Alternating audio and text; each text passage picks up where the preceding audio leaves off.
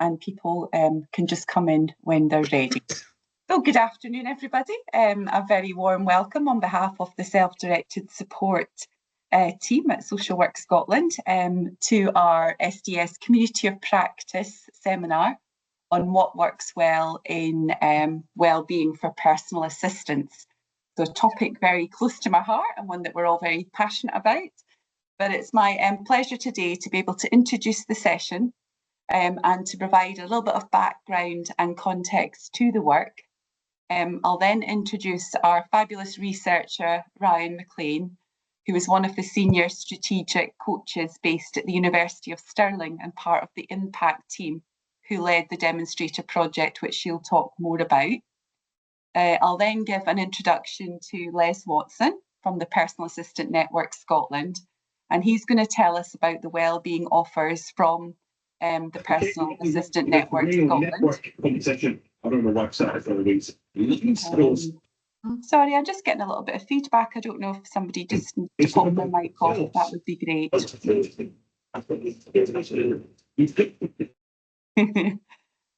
That's great, thank you.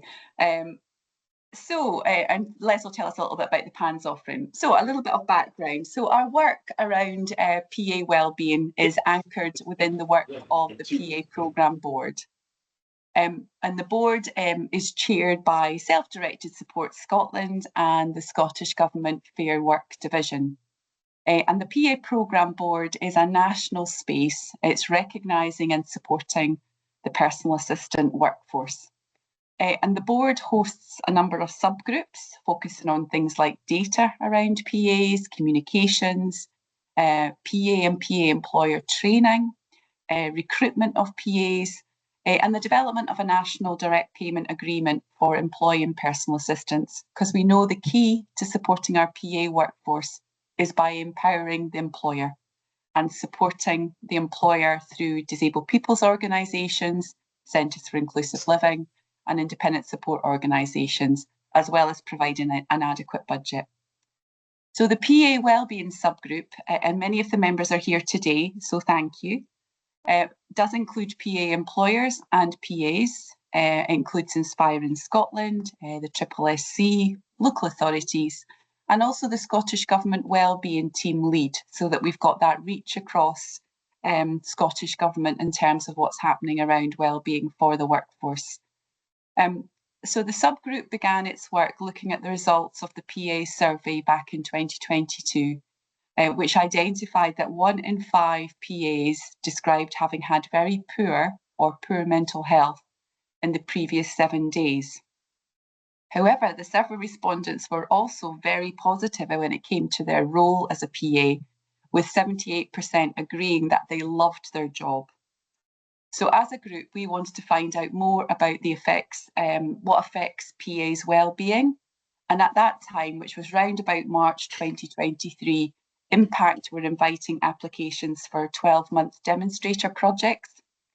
So Rhiann will tell you a little bit more about IMPACT, but IMPACT is basically a UK-wide collaboration between universities in the 4 nations. And basically they're there to support social care partners to work better with the evidence around social care and support. So we were successful in getting awarded the project, and even luckier to get Rhiann and Richard Brunner, who are based at the University of Stirling.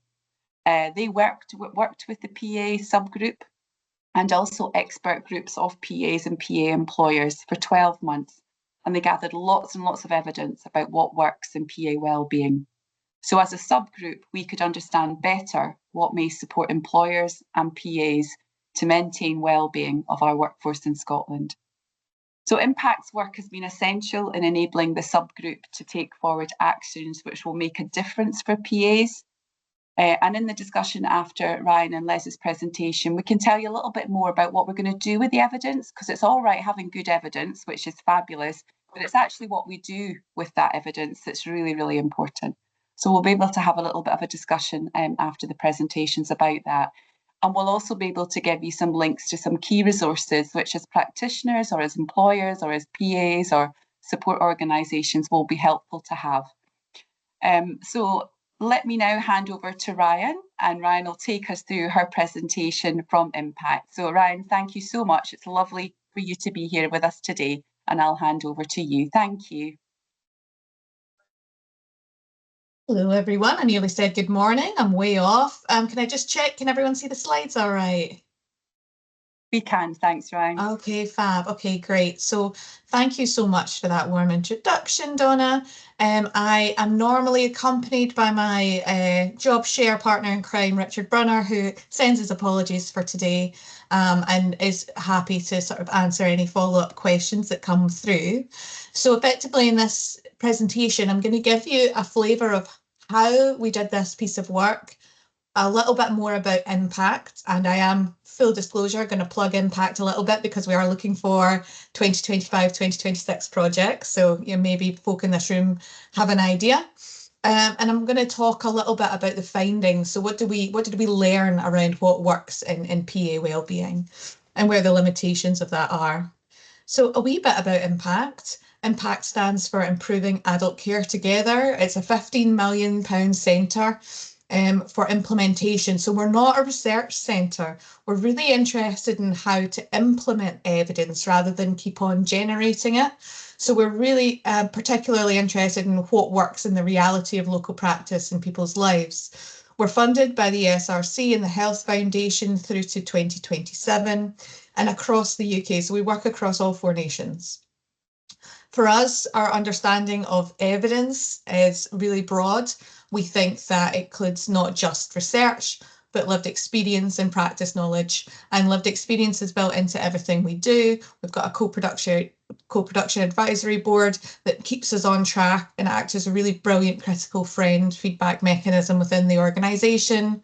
And we've got 4 delivery models: demonstrators, facilitators, networks, and Ask IMPACT. Now, this project is a demonstrator, which is effectively a project that looks to deal with a large strategic problem or issue or question, and something that will generate evidence and recommendations or interventions that will be transferable across the UK. So that's what a demonstrator is, and that's the work we were doing. We're really interested in working in the realities of practice. So we have a national embedding team who seek to influence national policy and practice, and we're pretty opportunistic. So days like today, where I get the chance to speak to 60 folk about what we've learned, are brilliant. I really appreciate everyone giving up their lunch hour to be here. Now, IMPACT's got 4 big key aims. So we want to increase the use of evidence in social care. We know that in the NHS, you wouldn't be given any support or intervention that hadn't been through multiple clinical trials, hadn't had guidelines written, hadn't been tested a million times over. But in social care, we don't use evidence in the same way. And I think part of that is potentially because evidence isn't created in a way that's useful. So that's part of the picture as well. We want to build a bit of capacity and skill in the workforce to use evidence to innovate and improve outcomes. And we'd like to develop relationships between a range of different people to improve those outcomes as well. A big part of what we're also trying to do is sort of make the academic world a bit friendlier, a bit more open, a bit more inviting to this sector, and saying, actually, we've got a bit of work to do to make sure that we're doing better for social care and the type of evidence that we're producing. And we also want to understand what helps and hinders effective implementation in practice. So, you know, when we're using this evidence, what works, what type of evidence do we need, who needs to be bought in? So we're trying to pull that together at a sort of national level. If you're interested in IMPACT's way of working, this is my plug. We're recruiting our 25-26 project, so please check in on the website. It's a really light touch application. If you do have an idea or a tricky issue that you'd like to engage a project in, please get in touch. So the wee bit of context, so obviously there was a Scotland-wide bid put in for a demonstrator in 2023, and it was looking at how to improve the wellbeing of personal assistants. I think everyone in this room knows who a PA is, but it's always worth going over because PAs are directly employed by disabled people and their families through direct payments. And there are different models that might say they're PA models, and there's different meanings of the word PA, so it can be quite tricky outside of this sphere that we're in right now. It's really important that we always recognise that the PA concept comes from the disabled people's and independent living movements. It was about challenging oppressive experiences of health and social care. It was about moving out of a sort of institutionalised way of working and actually enabling disabled people to have a life and live the life they wanted. And so that's a really important founding principle of this work too. And as Donna said, there was loads of partners who came together. So PA Network Scotland, the Programme Board, Self-Directed Sport Scotland, Scottish Government, and the Independent Living Fund all were part of that initial bid. And I think that the PA Programme Board really, nicely nested our project and allowed us to reach out to lots of different people. So we wanted to understand how to improve the wellbeing of personal assistants of disabled people in Scotland. So we took a three-pronged approach. The first thing we looked at was, is there any evidence now? Like, is there anything we can pick up that would tell us, what well-being is, what it means to this population? And we found that there wasn't. There'd never been a systematic review of all the evidence on PA well-being. So we decided to just do one, in part because if it doesn't exist, it's got value, but also because we knew that in the doing of it, we would be learning things as well.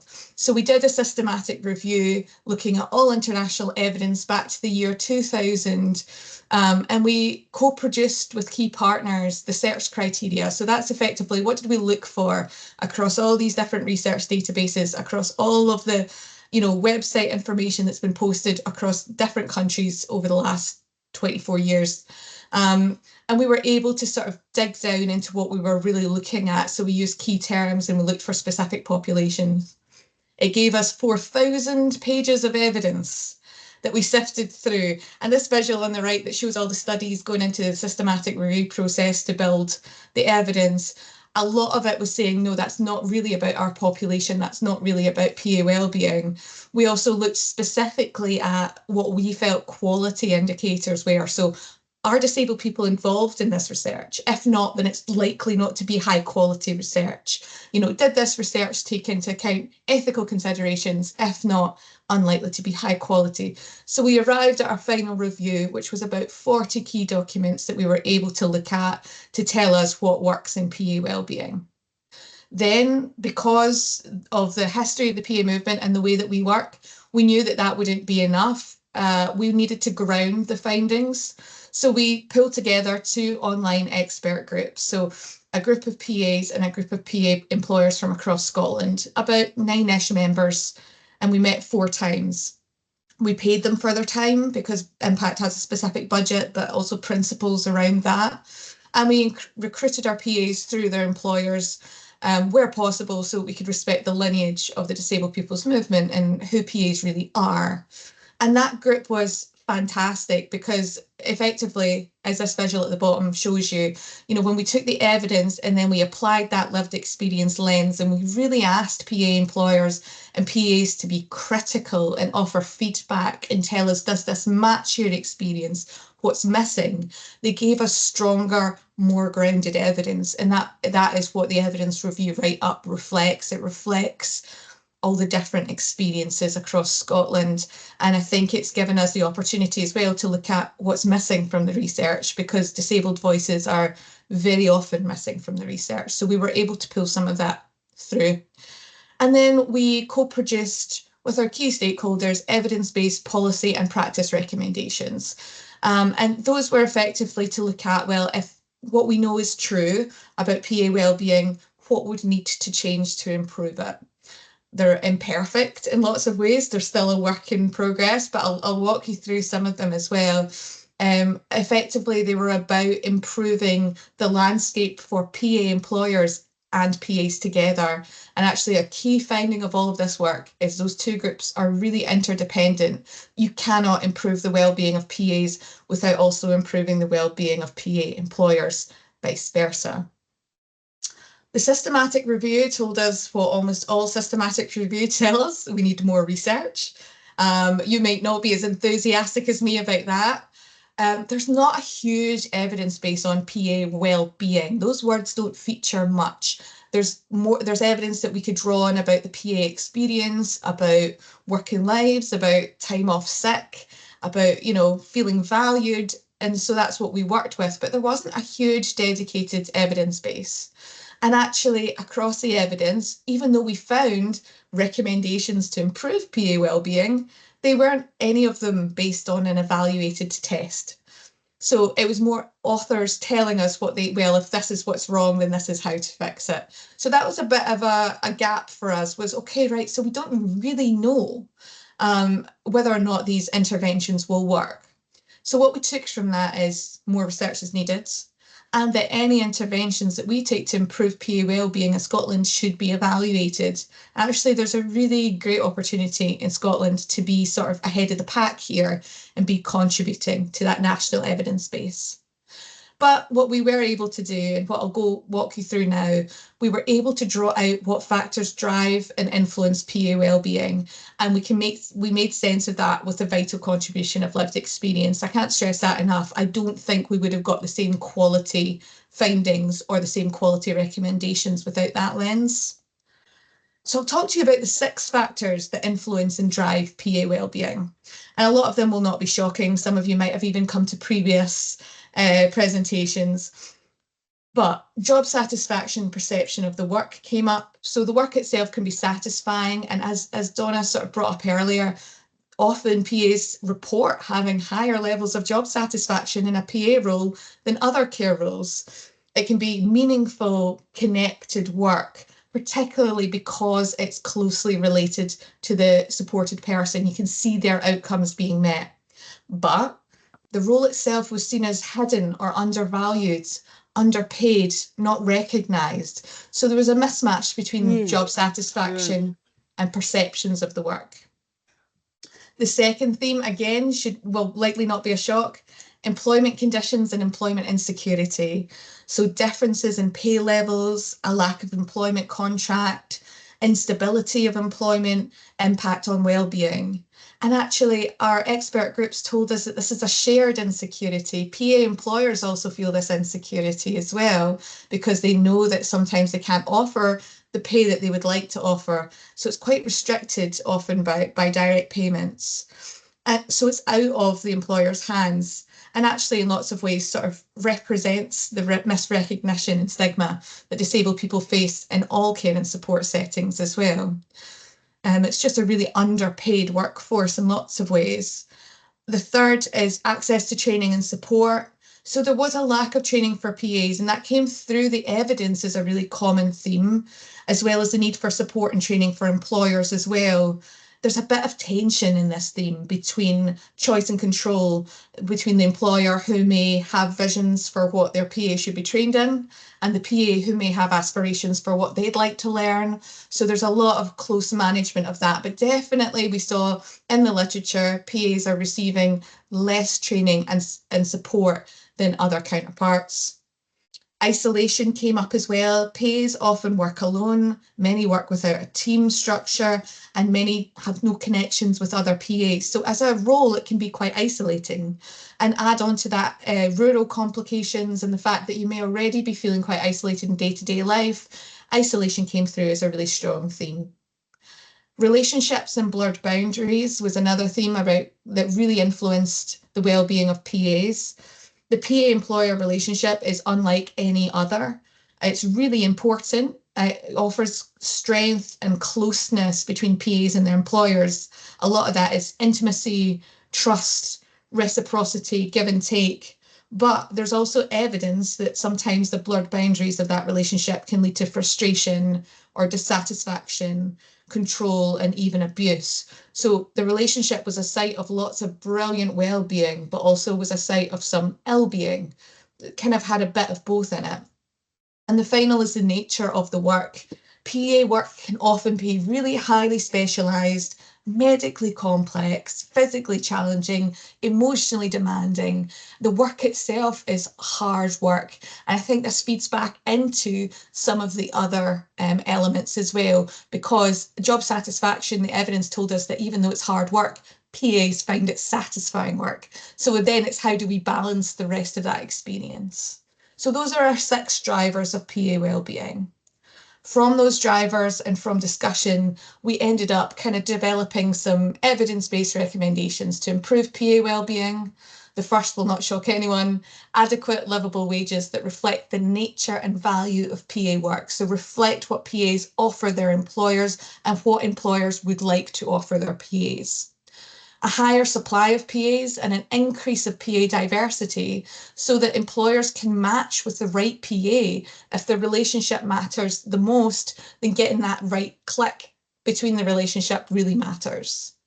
Higher public awareness of and esteem for PAs, so better profile of who a PA is, making sure that other professionals in a disabled person's life recognise the PA role, understand who a PA is, understand the relationship between PAs and their employers. Opportunities for PAs to connect with other PAs across Scotland to tackle that isolation. And that can happen in lots of ways. It could be WhatsApp groups, it could be in-person meetups, it could just be checking in for information. Every PA has a different information need. Stronger enforceable employment rights for PAs came through as well. Again, this comes back to supporting PA employers to know their rights and supporting them to make sure that they can, support their PA in day-to-day working life. Consistently available and accessible information, training and support to maximise PA employers' awareness of what it means to be a great employer, of what well-being means as well.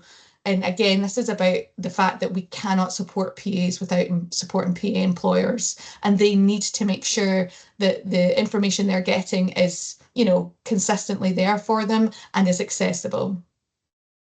Guaranteed funded access to training and development that meets the individual needs of PAs and employers. Access to a range of emotional supports tailored to PAs to account for the specific labour of the job, but also to make sure that they have their own wellbeing access. A pathway for PAs to be able to pursue relevant formal qualifications with the support of the employer if they wish to. Not all PAs wish to. In fact, many PAs don't wish to seek formal qualifications, but there are some PA employers and some PAs who actually wish there was a pathway for that. So it's about how we can offer that. Upskilling PA employers with the softer skills they need for effective people management. It's a hard job, to manage your own support and then to support this other person whose job it is to support you. So it's actually, again, about lifting up PA employers and making sure they get the support they need. Access to mediation and brokering for PAs and employers.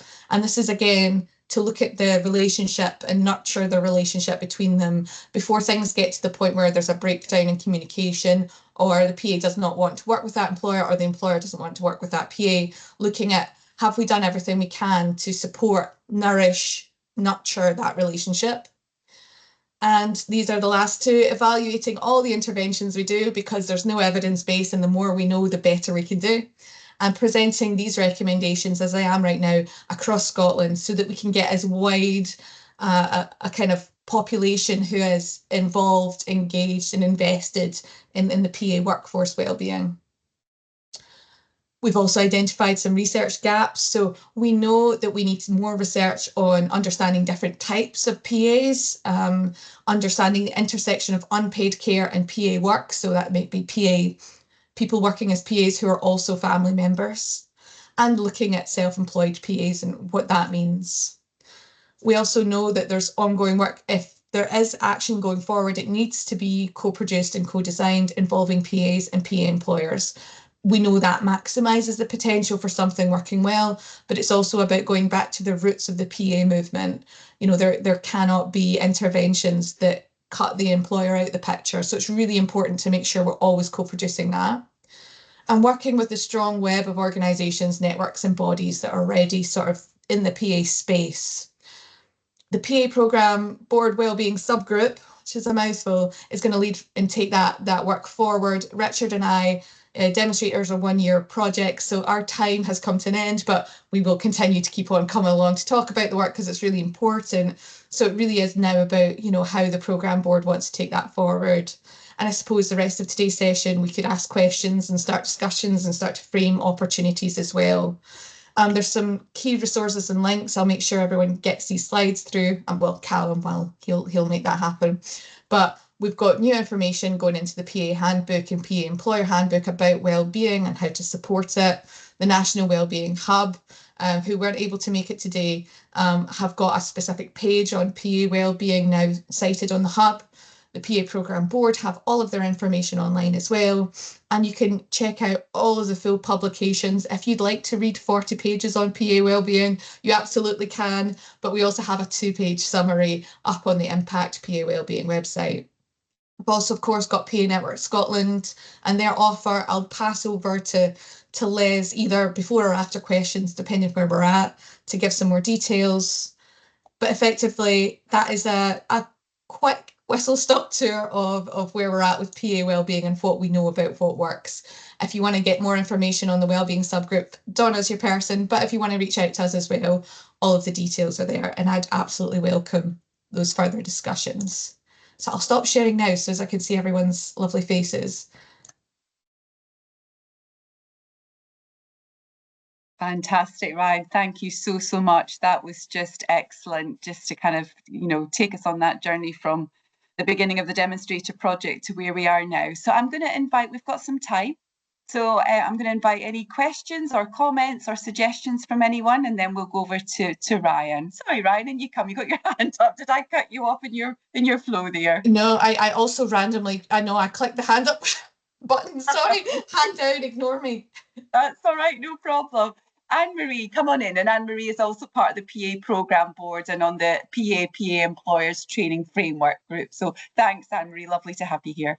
Thanks very much, Donna. And it's probably worth saying that I employ PAs as well. So I've got a real interest in this subject. Rhiann, I was thinking about your recommendations and looking at recommendation G, I think it was. Guaranteed funded access to training and development that meets the individual needs of the PAs and the PA employers. Is that the right one? Yeah. Okay. I suppose when I think about that, I think about the need to separate out the training that's required for the job of supporting the person who employs you and the aspirational needs of the PA in any further training that they wish to do. Because I suppose my worry about this is that PAs don't need to be trained, and actually they only need to be trained for the job that they do to support you. However, I absolutely accept and recognise that they may have aspirations to do other things. And maybe one of the important things in this is about the pathway between a social care worker job and a PA job. They're very different. A social care worker is responsible to the organisation that employs them, not directly to the individual they're supporting, whereas a PA is directly responsible to the individual they're supporting who is their employer. So they're quite different in terms of accountability. And I suppose the challenge here is to find a way in which, or a pathway in which, those transferable skills can be used in both these areas of work. But it's not mandatory, that PAs are trained, because some PAs, as you rightly said, don't ever want to do any training, and neither should they be under any pressure to do it unless it's specifically required for the person that they support, like, I don't know, maybe moving assistance or how to manage their epilepsy or something. That might need specialist specific training.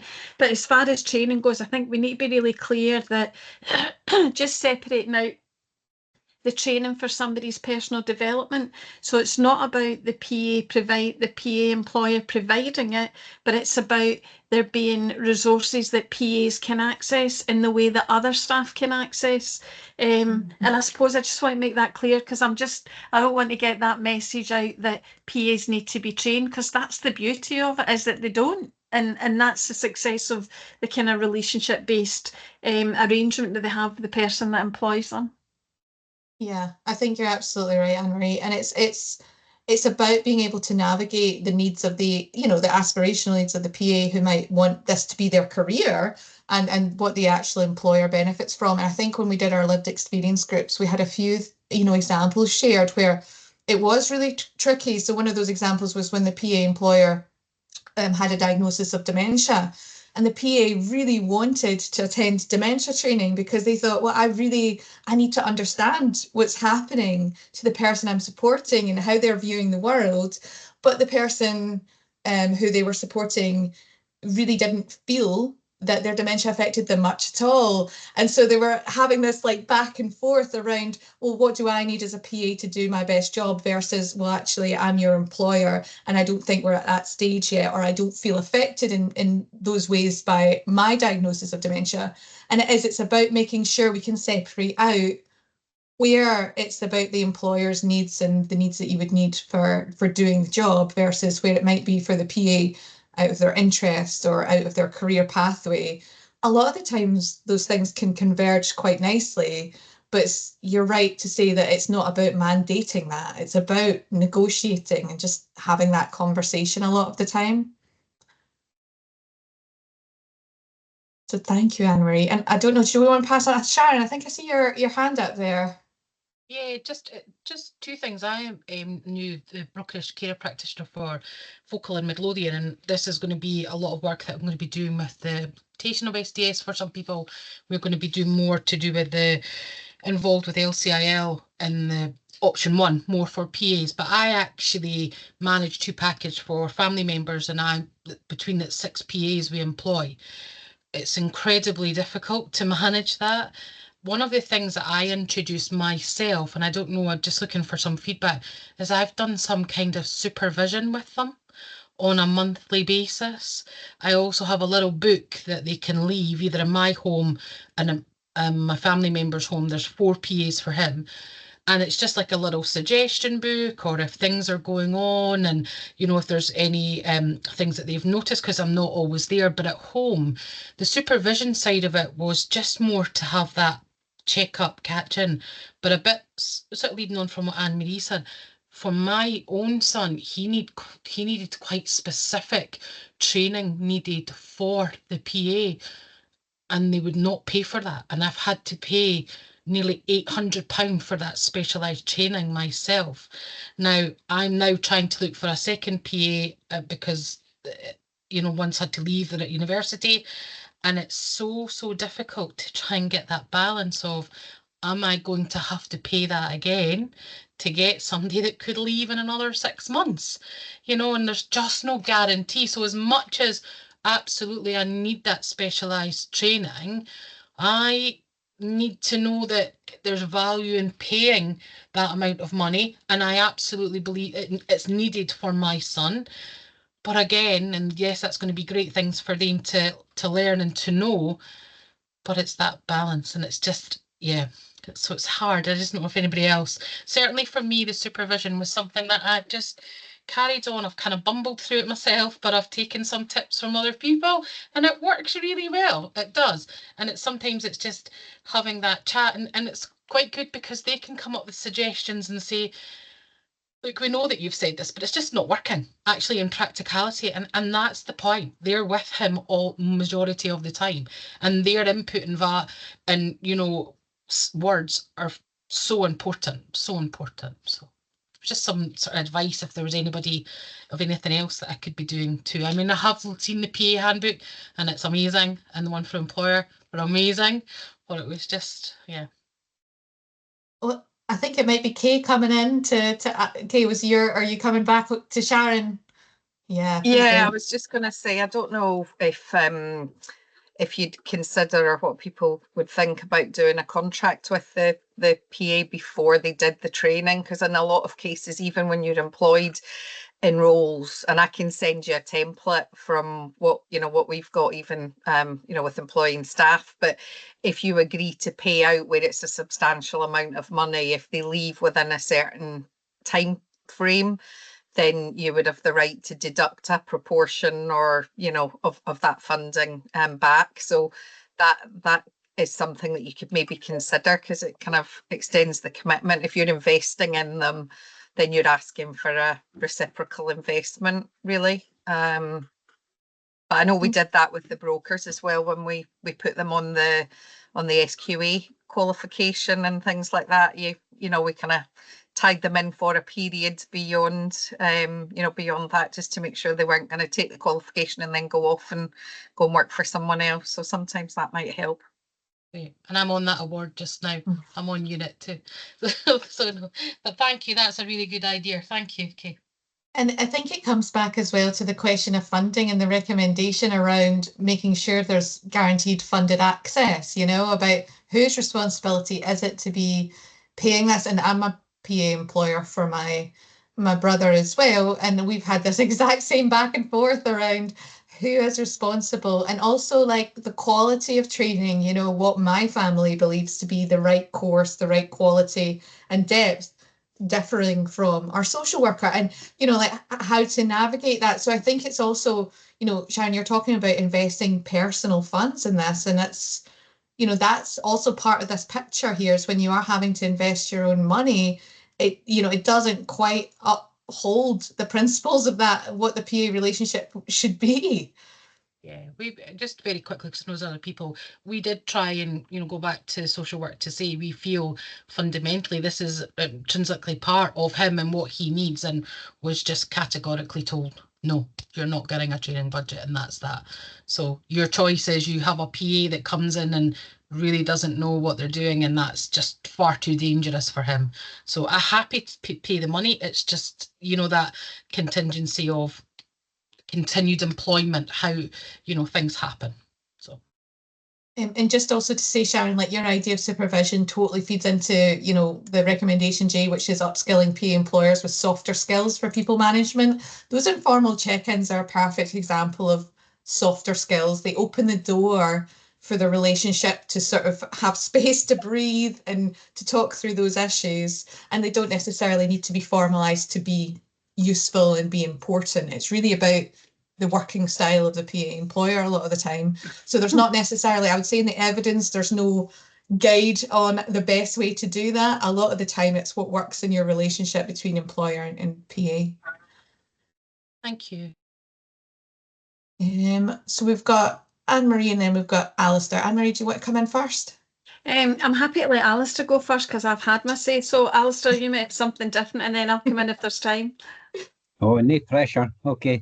Hiya. So yeah, I guess I'm interested in the idea of like action learning sets as that kind of balanced approach to giving people space in an informal way to kind of explore things outside of a line management structure and reflect on good practice.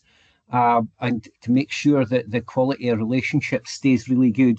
One PA employer has said to us on a couple of occasions that she didn't feel that there was enough work went into making sure you were staying on the right track in terms of the balance, the power balance between the employer and employee, and to be able to spot when things, you know, were maybe getting a bit off track, and then when things did go wrong, she felt that that there was an expectation that she would act in the same way as a national employer in terms of all the processes, and she felt that that was quite unfair. So I guess it's just that preventative stuff that will help both PAs and employers to explore their rights and responsibilities in a way that's formal enough for people to feel like they're supported, but not so formal that it feels like you're part of an organization, I guess.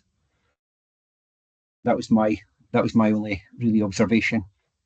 No, it's really, and it's thoughtful, like it's well taken, Alistair. And if anyone else wants to come in around that point of, you know, rights and responsibilities, but certainly that's why there's a specific recommendation around employment law and stronger enforceable employment rights. It's really about making sure that all parties of the agreement understand where employment law sits. And again, it can be quite tricky. A lot of the sort of feedback we got from our expert groups were from PA employers saying, this is hard work.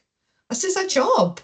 Yeah, and this is like, you know, a complex job, and I've not had potentially the training I wanted. I don't get the information I want. So a lot of the times it's about making sure that PA employers are supported and know where to go for help. Like in my family, we recently had to let a PA go, and I think I wouldn't have thought to call the insurance company first, but that was what we were told to do by the Centre for Inclusive Living that we work with. And I'm so glad, because if I hadn't had the skill to ask and then hadn't gone to the insurer to get that, we would have had no idea where to start. So I think it's about all those different places linking up. Helen, I see your hand up. Do you want to come in? Yeah, it may be linked to Alice's, I don't know. We've got a really difficult case here in Aberdeen where the PA is having problems with the employer and basically has thrown accusations about being bullied and being threatened to be sacked one minute, and then, you know, the employer is basically retracting her statements and this sort of thing. So my question is, what support have we got for a PA out with going to the employer when they've got concerns? Because they do come to social work and we say, well, you know, if you're not happy in your job like everybody else, you look for another job. But as this lady says, I have to work, I've got a mortgage to pay and bills to pay and bits and pieces, and it's difficult to find another PA job to work around school hours because obviously she's got youngsters. But the accusations that she's throwing at us are concerning. It's not an adult support and protection because she's an employee PA. We've got stuff when we're a PA, you know, for ourselves, but where would a PA go? And we've recommended the PA network and all the rest of it, but she doesn't feel that she's getting that support from even those types of bodies. So yeah. I'm just throwing out there any ideas, because we are absolutely... To me, I would say go for another job and report it to the police if she feels as though she's being harassed or stalked or whatever. But because that's what she's reporting, and it's a difficult one.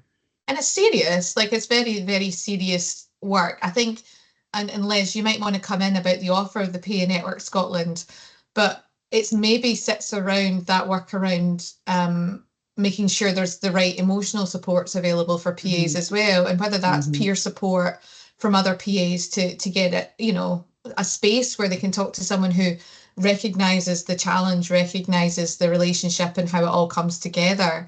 That a lot of PAs in the evidence kind of told us that isolation makes those issues worse, because you feel as if, am I losing track of what normal is? I'm not quite sure who I can talk to who has a job that's even comparable to mine. So it may well be. Ian, do you want to come in on that? No, I was going to just kind of ask a question, and I wasn't going to be helpful to Helen at all. Sorry, Helen. I mean, it was just around about that emotional support, and it's a kind of adjacent to what you were saying. So it was, that recommendation was that there should be more sort of opportunities for emotional support for PAs. I'm sure that's right, and I'm sure that can work at a lot of different levels in terms of what kind of help people need, so peer support or the opportunity to talk. But I was just wondering whether, you know, what you had kind of envisaged in terms of that recommendation, or what do you imagine might be able to be made available for PAs. I think it would be important. I think it's something that is important for all of us in all of our jobs, I guess. But how you find it and how you do it is hard to prescribe, I imagine. So I was just kind of wondering what kind of conditions you think might be helpful to kind of create those types of supports for people. Yeah, no, that's thoughtful. And Donna, please come in with anything around what the subgroup would look at. I think in the sort of discussion and what the evidence told us, definitely peer support fit into that, but also access to parallel support. So right now, for example, the Wellbeing Hub would historically be for the social care workforce, but might not be tailored towards PAs. So there's lots of resources that are available, but PAs don't know about, and there's lots of resources that are not quite fit for PAs, but with a little bit of work and development could be. So there's self-management resources, certainly, there's peer support, and then there's PA Network Scotland and what they can offer in terms of a listening ear, support finding work, mediation, those elements as well. I think we don't have representation here from the Wellbeing Hub, Donna, so I don't want to overpromise anything, but I know that there was also some work underway to make sure that when PAs call 111, that they're also treated down the same pathway as any other health and social care professional, to where they can get more direct access to support and advice. So I think there are multiple services. We were talking with the Wellbeing Hub as well about, you know, can PAs currently access the counselling, phone counselling and in-person counselling sessions that the wider social care workforce can? And I think in theory, yes, but that pathway needs to be simplified. So effectively, there's lots of existing resources that could be adapted, but there's also some places where I think there's emotional support needs to be more deliberate. There needs to be a clearer pathways for PAs to say, actually, because of the way that you're employed, you do have a right to counselling, you do have a right to, you know, one-to-one support, you do have these rights to peer support. But I think it's a longer term process. I wish I had an answer, Ian, for what that looks like, other than needs to be co-produced with PAs and their employers to make sure it fits. Can I just come back to Helen's point, and I suppose to some extent Ian too. Les, are you back from your call? Sorry, yes, I am here, yeah. Just to say, do you want to come in with a wee bit about where Hans is around the wellbeing offer, the broader support offer for PAs? Do you want me to do my sort of presentation first and then speak about Helen's problem, or do you want me to deal with Helen first and then do the other thing?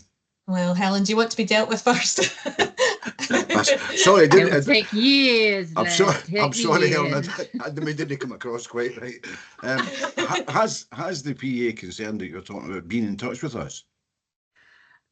We've advised her to go to the PA network, because obviously it's a difficult one, because the employer has the employment rights advisor to go to, so they've got somebody specific to make sure they're doing it. But for the PA, it was really difficult, and we actually put her event. We got in touch with the care manager to basically try and be the mediator between the two. But basically saying, go to Cornerstone Scotland, you know, SDS Scotland, look at vacancies, see if you can put ad out for yourself, you know, you're looking for work. We said to go to the PA network, but she just feels as though she's not getting any support. And I don't really know what she really wants, because at the end of the day, you know, she's throwing accusations about her employer that we have no evidence of, but you're dealing with somebody who can be difficult in her own right anyway. So it's a frustrating one. And I just wondered, what support is there we can actually signpost to a PA when they're in this type of difficult situations that they can't actually go to their employer with their concerns? Because if you're getting threatened, you're going to be sacked one minute and then it's retracted the next. It's difficult for any worker, and we wouldn't expect that in our own employment. So why would we expect it for our PAs? That's 100% correct. They shouldn't have to put up with that. They certainly should come to us, because we're here to give advice on any sort of topic, work related, that a PA might have, and we have a source of other organisations we can go to get more specialised advice for them, if that's required. But until I know more about it, I can't comment on an individual case, but she certainly should. She's nothing to lose by coming to us, and everything to gain, because we have got involved in quite a number of occasions in the past, and been able to solve problems. And sometimes it can be very simple, from getting sort of informal mediation between all parties. That can help sometimes, or sometimes it means got to go and get sort of more specialised help for the PA. But yeah, and peer support's a great thing as well, which we're always trying to encourage, because very rarely will we come across a problem that you've got that someone else hasn't experienced, and being able to talk to that person and let them tell you how they handled it can often be very helpful as well. But until someone gets in touch with us, it's really difficult to say what steps we would take. Les, just looking at time and the fact that you're here with us, which is fabulous, would you be able just to give us an idea of what the PA network can do before we run out of time? And I know that you've got that offering to make, so thank you. Yeah, my presentation won't be as professional as Ryan's, because I think Ryan had more time to prepare than I had. Anyway, just to keep you all up to date on what resources we have around PA health and wellbeing. And good health is something that we all wish for, and we all hope to enjoy. And there's many tips and sources of advice out there that we can all follow. Wellbeing's a wee bit different, because we all have a different sense of what wellbeing means to each of us. It's not only general health, but also quality of your home life, your work life, your family life, plus many others. For myself personally, how well I played golf or how my football time did can certainly affect my weekend well-being, although I guess by now I should realise the shortcomings on both fronts. On our website, PAs will find a wide variety of information and links, all designed to advise on how to improve their overall well-being, whether that might be general health-wise, mental health-wise, work-related, or a mixture of all of them and other things. In the resource sections on the website, we have included things, included the findings of the impact research that Ryan's just told you all about. We also include information about TURAS, which is available through the NHS, advice and tips on mental health care, advice and tips on mindfulness, work-related quality of life information. Having support in your working life can also influence overall well-being, and that's mostly where PA Network Scotland can help PAs. We have just launched our union membership offer to our members that allows PAs to join the UK's largest union for an exclusive monthly fee of £2.81. PA Network and Unite can give PAs a feeling of security and that someone has your back if you need work-related or legal advice, amongst other benefits. We are also about to launch an awareness campaign among our members and via our social media to make members and non-members aware of the opportunity to join a union. So if any of you see our social media ads, please share them among your own networks. That'd be great. We offer, as I mentioned just a few minutes ago, a mediation service to PAs and their employers to try to informally solve any work issues. It can often help greatly if the local PA employer support organisation also joins us in this. We aim to have access to the blue light card, which benefits many other people working in social care, but it's been very frustrating so far to get them to recognise that PAs are a vital part of the social care workforce, but we're determined to have access to this available to PAs in the near future. As mentioned earlier, supervision can be brilliant, and this can just be by having a regular informal chat between PAs and their employers. And it's very beneficial for both parties and should be encouraged. And from what we can gather, it doesn't happen a lot of the time, but we would encourage both parties to do so. The members benefit section of our website contains a variety of offers that are open to members only, and we hope to grow these benefits as we move forward. We have also recently just created a PA advisory group, which is made up of PAs themselves, and the hope is that the group will help the network to evolve. And one of the topics already discussed is how we can create peer support groups across Scotland. My colleague Bridget consistently looks for any health and wellbeing resources, news or information that we can add to our website. And if there is something that you know might help and we don't have it on the website, please do let us know. And that's really it. I'm happy to take any questions anybody might have. Fantastic, Les. Thank you. Hopefully that's of help to Helen and to Ian and to us all to know that it's free membership, Les, and it would be great if we could really encourage all PAs, to become a member. If that's going to be helpful to them. Helen, did you want to come in? Thank you. Yeah, sorry, Les, I was on the website as you were looking at it because we have it linked to our SDS website for PAs.